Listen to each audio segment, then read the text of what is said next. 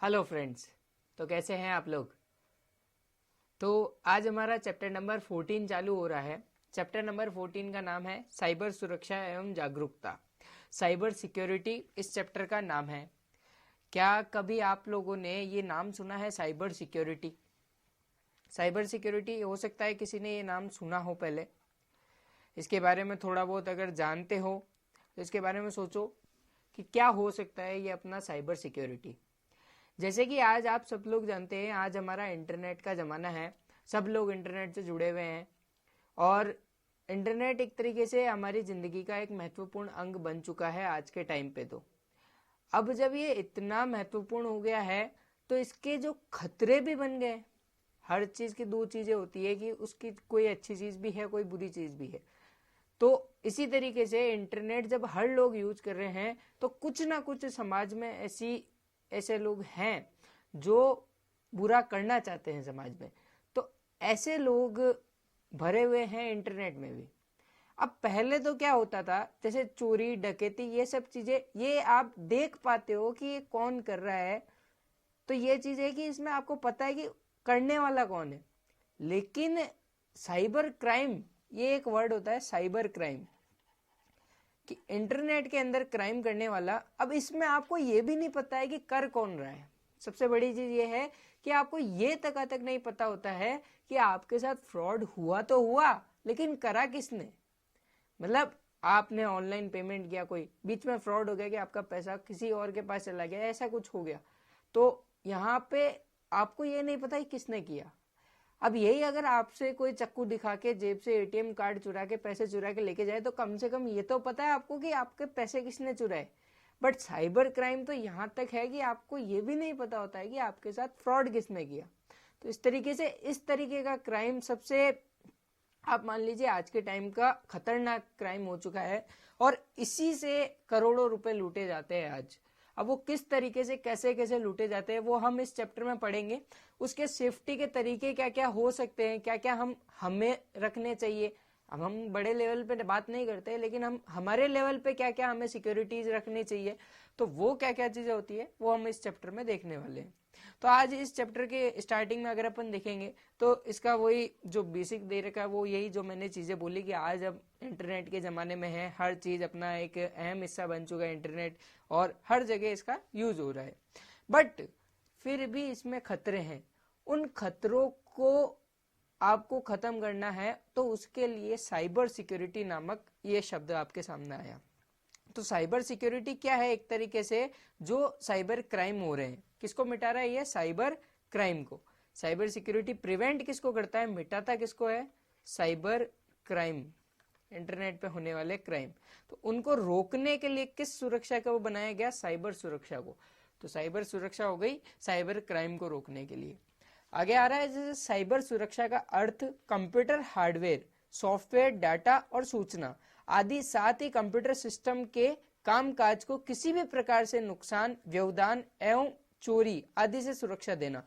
Computer का hardware हो, software हो, उसके चलने वाले और भी कोई कोडिंग हो, इंटरनेट हो, उसमें आप कोई भी काम कर रहे हैं, उसमें कोई व्यवधान पड़ रहा है, आपके कोई समस्या आ रही है, उन सबको रोकना क्या है? साइबर सिक्योरिटी है। ठीक है। तो वो उन सबके कुछ एग्जांपल आ रहे हैं, जैसे ये क्या क्या होते हैं? स्पाई होता है, infected, Trojan, hacking, hacker, worm, phishing, virus, theft, ये इतनी सारी चीजें हैं। अभी इनको आपको आगे डिटेल में भी पढ़ना है, ये सारी चीजें क्या क्या है। तो इस तरीके से साइबर सिक्योरिटी तो ये है जो कि मल्टीपल प्रोटेक्शन मैकेनिज्म, कई सुरक्षा, एक तरीके से आप बोल सकते हैं स्कीम। तो मल्टीपल प्रोटेक्शन मैकेनिज्म, अगर ये वर्ड आपके सामने आता है तो वो कौन है? वो साइबर सिक्योरिटी है। ठीक है। किसी भी प्रत्यक्ष या अप्रत्यक्ष रूप से लागू कई सुरक्षा योजनाएं, तो मल्टीपल प्रोटेक्शन मैकेनिज्म।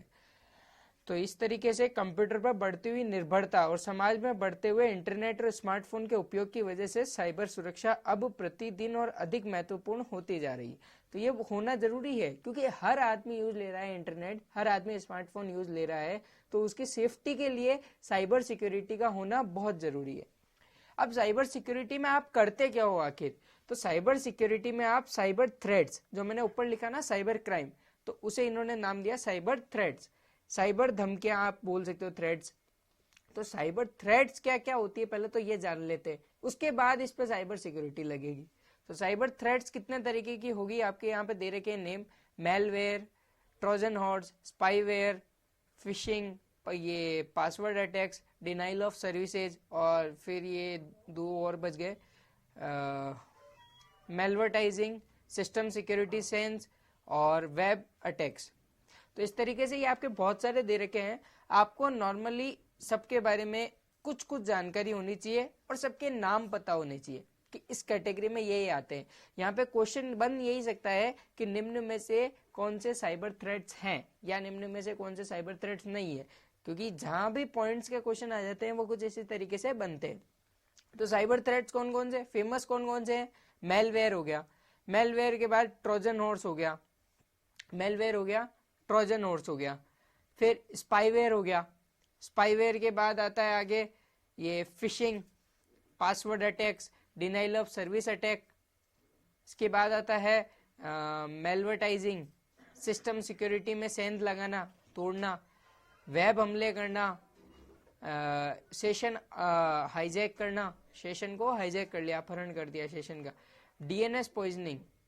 इतने सारे आपके नाम हैं, एक एक को समझाता जाता हूं मैं, नामों को बस पढ़ लेना। मेन मेलवेयर को ध्यान रखना, मेलवेयर के अंदर अपने बहुत से क्वेश्चन निकलेंगे। मेलवेयर पहले तो कितने तरीके के होते हैं, तो निम्न प्रकार के होते हैं। मेलवेयर होता है, तो यहाँ पे अपन लिखते जाते हैं भले, जो आपका मेलवेयर है ये आपके शायद 3 तरीके के बताए हैं, वायरस, ट्रोजन हॉर्स और स्पाईवेयर। तो ये 3 तरीके के बताए हैं, वायरस, ट्रोजन हॉर्स और स्पाईवेयर।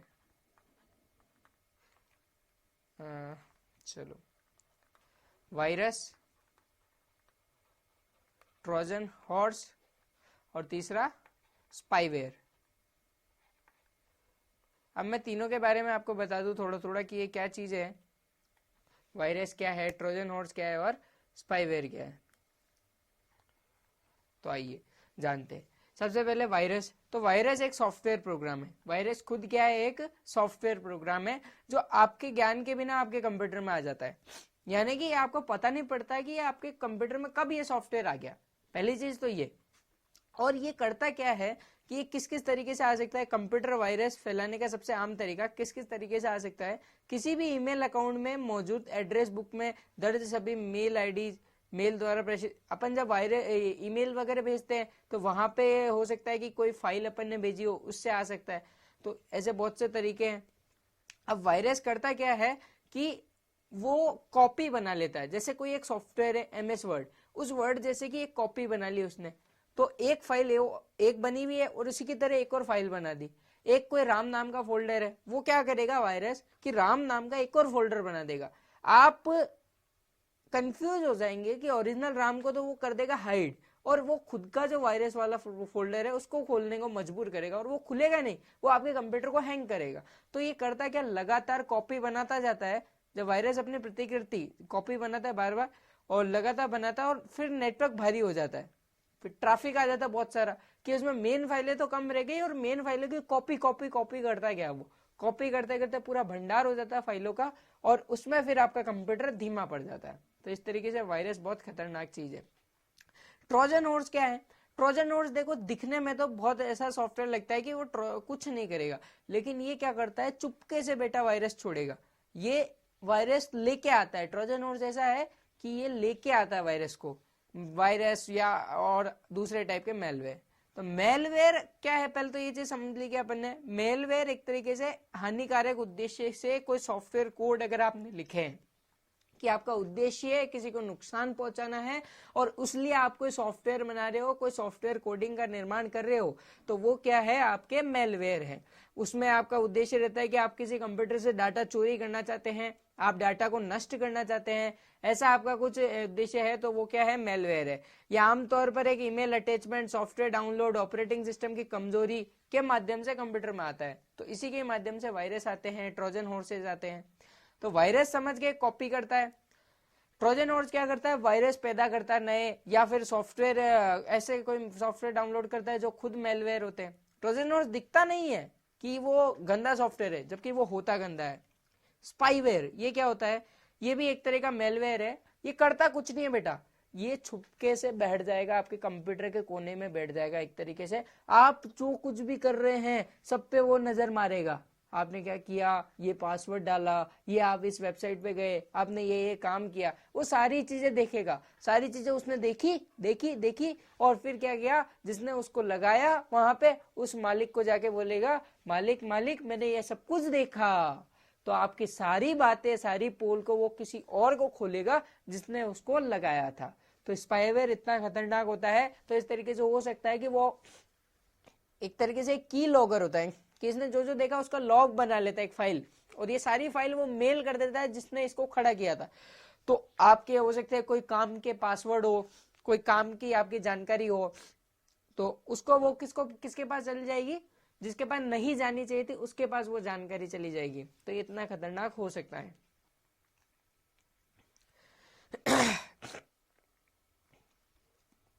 अब इनसे बचने के लिए आप क्या क्या कर सकते हैं? तो अज्ञात अविश्वसनीय स्रोतों से प्राप्त भेजे गए लिंक्स को क्लिक ओपन नहीं करें। ईमेल अटैचमेंट को डाउनलोड नहीं करें जो आपको पता नहीं है कि ईमेल अटैचमेंट में क्या है, और कोई अननोन सोर्सेज से आ रहा है जिसमें आपको पता नहीं है सामने वाला भेजने वाला कौन है। अननोन मतलब सामने वाला पता नहीं है आपको। तो ऐसे मेल को आप ना तो पढ़े ना डाउनलोड करें। उन्हें आपको क्या करना चाहिए, स्पैम के तौर पे, स्पैम नाम का एक चीज होता है मेल के अंदर, आप स्पैम कर दीजिए उसको और ब्लॉक कर दीजिए। ठीक है।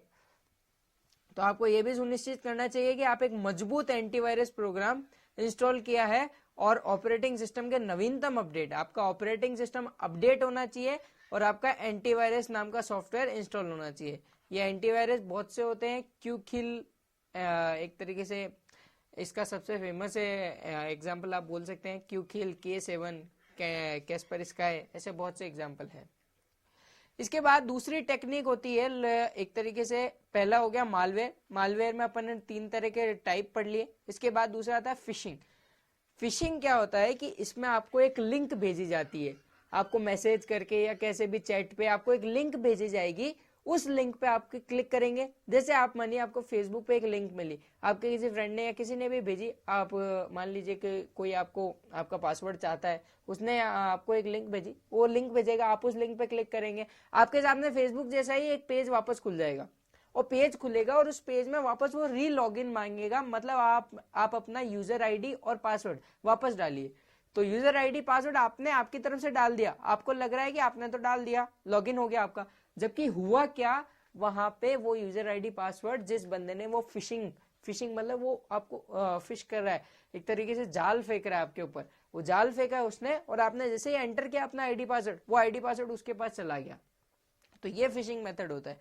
पासवर्ड देखो, फिशिंग मेथड में आमतौर पर आपको ईमेल पर एक लिंक भेजा जाता है जिसमें क्लिक करने पर आपको अपनी व्यक्तिगत जानकारी दर्ज करने को कहा जाता है, और इस जानकारी जैसे कि आपके पासवर्ड, नाम, जन्म दिनांक, पिन आदि का इस्तेमाल करके हमलावर आपको आर्थिक रूप से या किसी और तरीके से नुकसान पहुंचा सकता है। फिशिंग ईमेल स्पैम ईमेल के मुकाबले ज्यादा खतरनाक होती है। वो स्पैम ईमेल तो सिर्फ मेलवेयर पैदा करती है, यहाँ तो आपकी डायरेक्ट डिटेल सामने वाले को मिल रही है।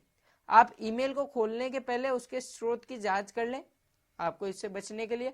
और अगर आपको ऐसा लगता है कि ईमेल भेजने वाला आपको नहीं पता सामने वाला कौन है, तो आप ऐसे ईमेल को ओपन ना करें। ऐसा करके आप फिशिंग अटैक को रोक सकते हैं। और कहीं भी किसी भी लिंक पे आप क्लिक करते हैं, अगर आपसे जानकारी ली जाती है कि आप अपना यूजर नेम डालिए, पासवर्ड डालिए, तो कभी भी ये गलती ना करें। पहले पूरा सिक्योर कर ले कि आपके, पहले एक नाम बताया था मैंने HTTPS, आपके सामने HTTPS आ रहा है या नहीं आ रहा है, वो आ रहा है तो कौन सी वेबसाइट है वो जिस पे आप लॉगिन कर रहे हो, ये सब कुछ जानकारी के आपको कोई भी लॉगिन देना चाहिए।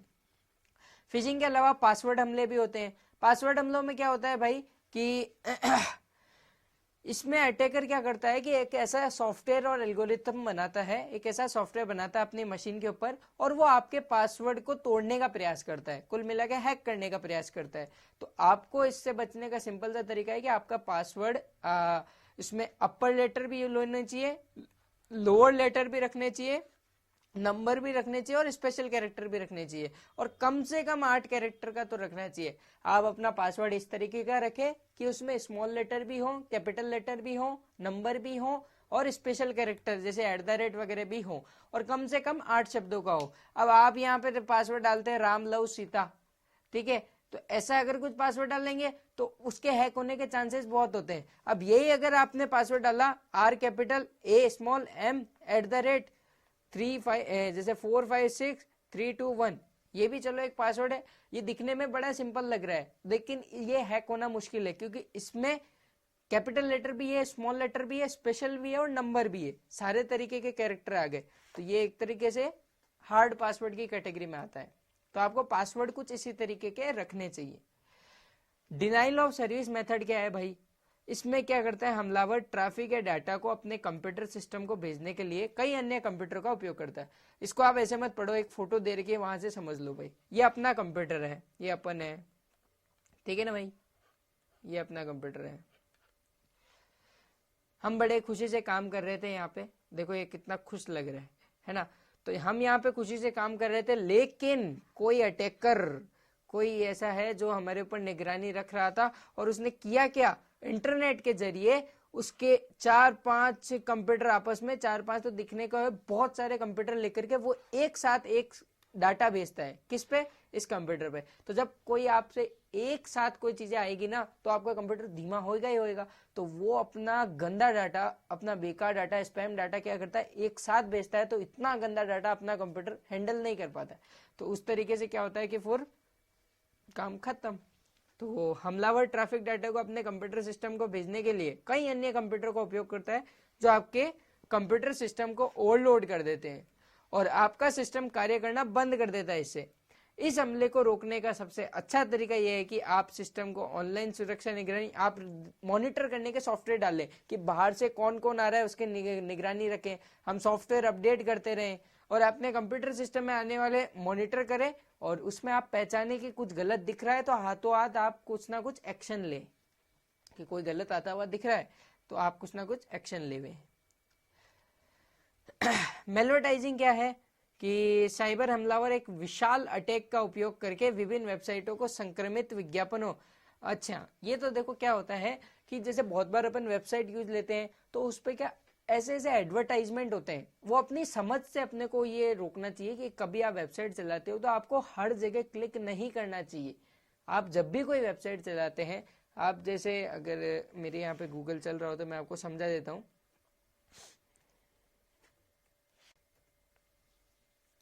आप अगर कोई भी वेबसाइट चलाते हैं, उस वेबसाइट पे बहुत सारे एडवर्टाइजमेंट आते हैं, आप देखते कोई बॉक्स उठ रहा है आपके सामने, इतना अच्छा कुछ दिखा रहा है, वो ये इतने रुपए में ये ले लो, 0 रुपए में ये ले लो, तो ऐसा कुछ अगर वो दिखा रहा है तो कुछ ना कुछ लालच दे रहा है आपको। वो लालच हो सकता है कि लालच ना होकर के वो कोई मेलवेयर हो, तो ये टेक्निक होती है मेलोटाइजिंग की। मेलोटाइजिंग में क्या होता है, ऐसे ही एड दिखाए जाते हैं आपको, आपने जैसे ही क्लिक किया, क्लिक करते ही वो कुछ ना कुछ सॉफ्टवेयर इंस्टॉल कर देगा आपके कंप्यूटर में, या कुछ ना कुछ मेलवेयर का प्रवेश करवा देगा कैसे भी, और वो मेलवेयर फिर आपके कंप्यूटर की ऐसी की तैसी कर देगा।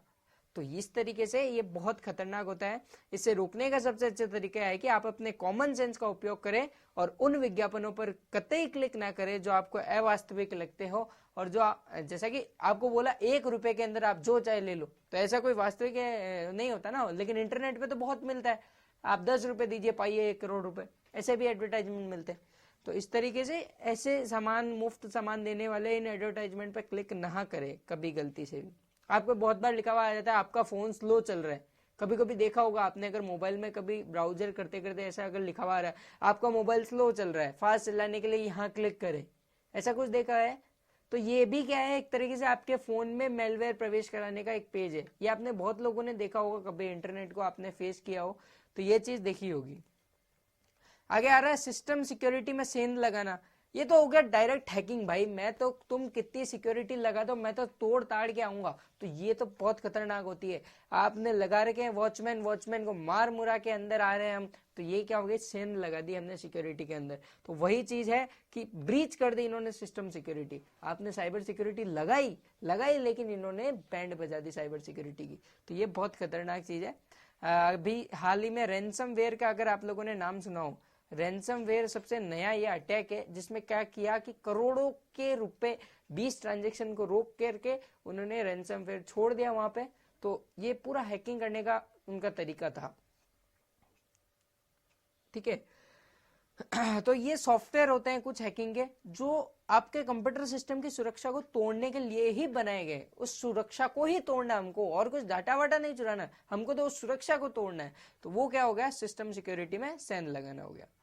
वेब अटैक्स क्या होते हैं भाई, ये वेब अटैक को आप चाहो तो इससे समझ सकते हो। ये तो सेशन हाईजैकिंग हो गया। वेब अटैक में क्या होगा कि यूजर को वेबसाइट में बातचीत करने की सुविधा देती है। कुछ होती है, एक यूजर वेबसाइट ओनर से बातचीत कर रहा है, कुछ कम्युनिकेशन कर रहा है। हम यूजर है, कोई वेबसाइट चला रहे हैं, एक वेबसाइट वाला है, हम उससे कुछ बात कर रहे हैं, कम्युनिकेशन कर रहे हैं। इन इंटरेक्शन के माध्यम से वेबसाइट व्यक्तिगत जानकारी या वेबसाइट द्वारा आवश्यक किसी भी अन्य इनपुट का विवरण पूछता है। तो कुछ भी अन्य इनपुट का विवरण पूछ रहा है। अब वेब अटैक में होगा क्या कि बीच में कोई आएगा और इनका कम्युनिकेशन को तोड़ देगा। और वही चीज है कि ये तोड़ देने से वो जो जानकारी दे रहा है उसको इधर से उधर वो जानकारी आपकी चली जाएगी, चोरी हो सकती है। ठीक है, तो ये चीज क्या हो गई, वेब अटैक। इसी तरीके का कुछ सेशन हाईजैकिंग होता है। इसमें होता क्या है कि एक सेशन चल रहा है, एक यूजर है, वो किसी सर्वर पे काम कर रहा है। ठीक है, सर्वर पे काम कर रहा है, बीच में क्या आएगा, कोई आएगा हाईजैकर, हैकर आएगा, वो हाईजैकर इसमें लगा देगा, कुछ सैन लगा देगा और वो इस सेशन की आईडी को हाईजैक कर लेगा खुद के पास। और फिर ये क्या करेगा, इसकी मर्जी से कुछ ना कुछ डाटा इधर डालेगा जो कि इसके पास, यूजर के पास आ जाएगा। तो ये क्या होता है, बहुत खतरनाक मान सकते हैं आप इसे भी, क्योंकि ये ऑथेंटिकेशन ही ले लेता है पूरी। कोई आदमी सोच रहा है कि मैं तो सर्वर से ले रहा हूं डाटा, जबकि सर्वर को तो उसने हैक कर लिया। किसने, किसी हैकर ने। ब्लैक हैट हैकर बोलते हैं इसे, क्या बोलते हैं, black hat hacker, black hat hacker, ऊपर लिखा हुआ आप वहां से देख सकते हैं। सॉरी। DNS poisoning. डीएनएस हमने पिछले चैप्टर में पढ़ा था कि डीएनएस डोमेन नेम सिस्टम होता है। किसी भी वेबसाइट को राउटर के हिसाब से जो उसको नंबरों में, आईपी एड्रेस में कन्वर्ट किया जाता है, तो हर वेबसाइट का एक यूनिक आईपी होता है। अब डीएनएस पोजीशनिंग में क्या होता है कि एक ऐसा अटैक है जब वो डीएनएस सिस्टम आपके वेबसाइट को नंबर में बदल रहा है, आईपी में बदल रहा है, तब वो क्या करेगा, उस नंबर को चेंज कर देगा, वो किसी दूसरी वेबसाइट का नंबर वहां पे एक्सचेंज कर देगा। तो आप सोच रहे हैं आपने गूगल खोला, जबकि वेबसाइट किसी आतंकवादी की खुल रही है। तो यहाँ पे क्या हो रहा है, यहाँ पे नंबर चेंज हो रहा है। ठीक है, उसने क्या करा, उस आईपी को ही चेंज कर दिया। अब राउटर तो समझेगा नहीं, राउटर के सामने तो जो डीएनएस ने नंबर रखा होगा वो नंबर को वो देखेगा और वहां पे घुमा देगा, राउट कर देगा आपको। लेकिन ये क्या होता है कि नंबर ही चेंज कर दिया जाता है। तो यहाँ पे डीएनएस पोजीशनिंग में नंबर ही चेंज कर दिया जाता है। तो इस तरीके से आपके सामने क्वेश्चन यही बन सकता है कि निम्न में से साइबर थ्रेट कौन कौन से। तो साइबर थ्रेट मेलवेयर हो गया, फिशिंग हो गया, पासवर्ड अटैक हो गए, डिनाइल ऑफ सर्विसेज हो गया, मेलवर्टाइजिंग हो गया, सिस्टम सिक्योरिटी में सैन लगाना, वेब हमले, सेशन अपहरण करना, हाईजैक करना और डीएनएस पॉइजनिंग। स्पैम क्या है भाई, स्पैम एक बिना चाहने वाला, जिसको हम चाहते नहीं है, अप्रासंगिक, जो रिलेवेंट नहीं करता है, ऐसा संदेश या ईमेल है जो आमतौर पर इंटरनेट पर विज्ञापन, फिशिंग, मेलवेयर फैलाने के उद्देश्य से भेजे जाते हैं। वेब ब्राउजर क्या है भाई, जिसमें हम वेबसाइट के चलाते हैं और भी जो भी अपने इंटरनेट का काम करना होता है वो हम करते हैं, वो क्या है, वेब ब्राउजर है। ठीक है, तो वो वेब ब्राउजर हो गया हमारा। कुछ एप्लीकेशन सॉफ्टवेयर के नाम बताइए, तो ये इसके बारे में हम डिस्कस कर चुके हैं चैप्टर नंबर 2 के अंदर, तो वो आप वहां से देख सकते हैं। एप्लीकेशन सॉफ्टवेयर क्या होते हैं, जो एप्लीकेंट यूजर के हिसाब से बनाए जाते हैं। कैसे सुरक्षित वेबसाइट पोर्टलों को पहचाने, तो पहले तो सुरक्षित वेबसाइट पोर्टलों को नहीं पहचानते हो आप, तो क्या क्या हो सकता है वो ये चीज बता रखी है ना। इंटरनेट हमारी जिंदगी में क्रांतिकारी परिवर्तन लाया है। ये समाचार पढ़ने, मनोरंजन लेने, अनुसंधान करने, खोज करने, छुट्टियां बुक करने, खरीदने, बेचने, सीखने और ऐसे कई सारे काम करते हैं। हालांकि ऑनलाइन कार्य के साथ कई खतरे भी जुड़े हुए हैं। ये खतरे अनुपयुक्त वेबसाइट पर जाने, आपकी व्यक्तिगत जानकारी लीक होने हो सकते हैं। दुर्भावनापूर्ण, आपराधिक या अनुपयुक्त वेबसाइट पर जाने के निम्न जोखिम है। क्या क्या हो सकता है, आप वायरस या स्पाईवेयर आ सकते हैं, फिशिंग हो सकती है, आप कुछ खरीदारी कर रहे हैं या कुछ भी ये ऐसा कुछ काम कर रहे हैं, ये नकली हो सकता है, आपने पैसे दे दिए और आपके साथ धोखाधड़ी हो गई, आपको कुछ मिला नहीं। ऐसे ही कोई डोनेशन करा आपने, एक तरीके से मैरिज वेबसाइट होती है, वो भी आपको झूठ बोल सकती है। सोशल नेटवर्किंग हो सकता है, आप गेमिंग कर रहे हैं ऑनलाइन, जुआ वगैरह, ये सारी चीजें में आपके साथ धोखाधड़ी हो सकती है। कॉपीराइट उल्लंघन, कि आप एक तरीके से कोई पिक्चर आप देखते हैं तो इंटरनेट पे आपको वो पिक्चर मिल जाती है, जबकि थिएटर में जाके देखना चाहिए। आप लोग सोचते हैं कि आप लोगों को वो इंटरनेट पे मिल रही है, जबकि वो गलत है। अगर आप फ्री में डाउनलोड करते हैं तो वही चीज क्या है, कॉपीराइट का उल्लंघन है। और जो लोग ये पकड़े जाते हैं उन लोगों को बहुत अच्छी खासी सजा होती है, अभी आप आगे देखेंगे इसी चैप्टर में। जब आप इंटरनेट का उपयोग करते हैं तो आपका ब्राउजर, कोई भी अब ये ब्राउजर हो सकता है, internet explorer, opera, Chrome, safari, Firefox, आपके द्वारा विजिट की गई सभी वेबसाइट का एक रिकॉर्ड रखता है, जिसे क्या कहते हैं, हिस्ट्री। हिस्ट्री किसे कहते हैं, वेब ब्राउजर जो हमने वेबसाइट चलाई है उनका रिकॉर्ड रखता है। तो जो वेबसाइट्स हमने चलाई है उनका जो रिकॉर्ड होता है वो क्या कहलाता है, हिस्ट्री। तो जब आप इंटरनेट का उपयोग करते हैं तो आपके द्वारा देखी जाने वाली वेबसाइट आपके आईएसपी भी देखता है। देखो भाई, मैं जो वेबसाइट चला रहा हूँ ना, तो मैं जियो के माध्यम से चला रहा हूँ तो जियो भी देखेगा, मैं एयरटेल के माध्यम से चला रहा हूँ तो एयरटेल भी देखेगा। तो इस तरीके से हमारे जो भी आईएसपी है वो सब ये देखते हैं, आपको पता है ये चीज। और ब्राउजर प्रदाता, ब्राउजर प्रोवाइडर को विजिबल होती है। तो ब्राउजर यानी कि जो गूगल क्रोम और वो है वो लोग, और जो ये हमने आईएसपी है, ये दोनों लोग हमारी वेबसाइट्स को देख रहे हैं। इसलिए एक वेबसाइट को क्लोन करना संभव है। इसलिए हो सकता है कि वो लोग जो देख रहे हैं वो जानते हैं आप कौन सी वेबसाइट खोलने वाले हो, तो आपको उस वेबसाइट का एक क्लोन बना के दे दिया, ठीक है। तो ऐसा हो सकता है। एक वेबसाइट ब्राउज करते समय आपको दुर्भावनापूर्ण, आपराधिक या अनुचित वेबसाइटों से दूर रहना चाहिए। तो ये इस तरीके की वेबसाइटों से आपको दूर रहना चाहिए, ताकि आपके वेब सर्फिंग, आप जो भी वेब सर्फ करें, आप सुरक्षित हों और आपको नुकसान ना पहुंचे। दुर्भावनापूर्ण वेबसाइट की पहचान कैसे करोगे, तो एक तो सबसे बड़ी चीज है कि उसमें HTTPS लिखा हुआ होना चाहिए। एक है तो है कि आप जब गूगल क्रोम में काम करते हैं तो आपको एक पैडलॉक भी दिखता है। आपको ऐसा अगर पैडलॉक दिख रहा है किसी वेबसाइट के आगे, तो इसका मतलब वो वेबसाइट क्या है, सिक्योर्ड है पूरी तरीके से। और ये गूगल क्रोम या फायरफॉक्स है, उन ब्राउजर ने पूरी इसको चेक करी है, इस वेबसाइट में कोई खतरा नहीं है, ठीक है। तो HTTPS देखें और एक पैडलॉक देखें, और कुछ अपना व्यवहारिक ज्ञान रखें कि आपको अगर ऐसे विज्ञापन दिख रहे हो जो कि वास्तविक जीवन में पॉसिबल नहीं है, तो उन पे आप क्लिक ना ही करें तो अच्छा है। वेबसाइट पर दिए गए फोन नंबर या ईमेल की जांच का पता करें, सही लग रहे हैं या नहीं लग रहे हैं, संदेह होता है तो आप प्रामाणिकता करने के लिए उन पे आप कॉल या ईमेल भी कर सकते हैं। खैर इतना आपको जरूरत नहीं है, आप लोग देख लीजिए, लॉक है और HTTPS है। कई काम की वेबसाइट में ये नहीं भी होता है, तो वहां पे आप फिर ये आगे के स्टेप उठा सकते हैं।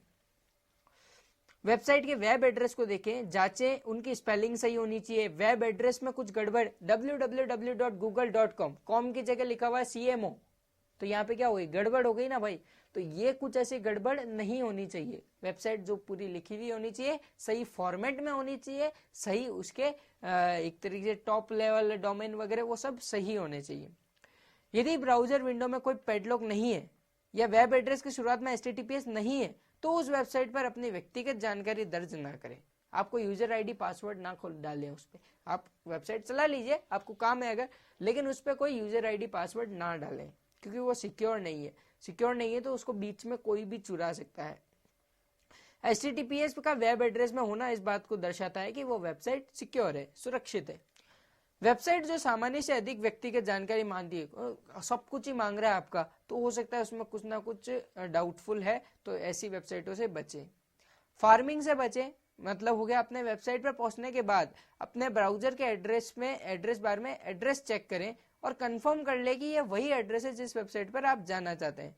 ये कदम आपको एक नकली वेबसाइट पर पहुंचने से बचाएगा।